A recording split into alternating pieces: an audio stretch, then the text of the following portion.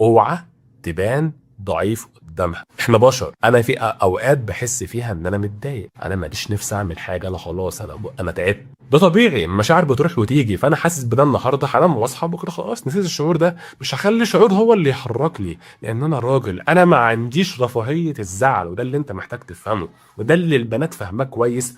وده السبب اللي تتقفل منك لو انت بينت ضعفك. انت راجل، ما عندكش، والله ما عندك رفاهيه ان انت تكون ضعيف. هي كبنت عادي تقوم من النوم تعيط، انا متضايقه قوي ضفري اتكسر، انا مش هروح الشغل النهارده، ويتخصم منها 200 جنيه 300 جنيه عادي، مش هيفرق معاها. هل هي عندها نفس المسؤوليه اللي عندك؟ لو هي ما اشتغلتش حياتها هتقف؟ مجرد ان هي بنت، حتى لو شكلها وحش هيجي راجل يتجوز خلاص. ليه؟ هنا في المجتمع بقت ام، حتى لو ما بتخلفش هيقول لك انا بحبها وبتاع وخلاص وشكرا. البنت عندها رفاهيه ان هي ما تعملش اي حاجه، وهيبقى ليها قيمه في المجتمع. احنا كرجاله، انا لو ما رحتش الشغل ومعيش فلوس، انا اهلي نفسهم مش هيطقوني، هيفضلوا على دماغي طول اليوم عايزين انزل شغل. لو بنت بحبها مش هتحبني وهتسيبني مهما كان في بينا ذكريات قد ايه.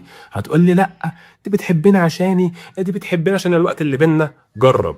وبص، يعني انت مش هتلاقي القناه دي الا لما تكون مجرب، لان اللي بيلاقي القناه بيكون جرب واتاذى وخد على عينه مره، واللي هو خلاص دي اخر مره، انا لازم اعرف الحقيقه فين.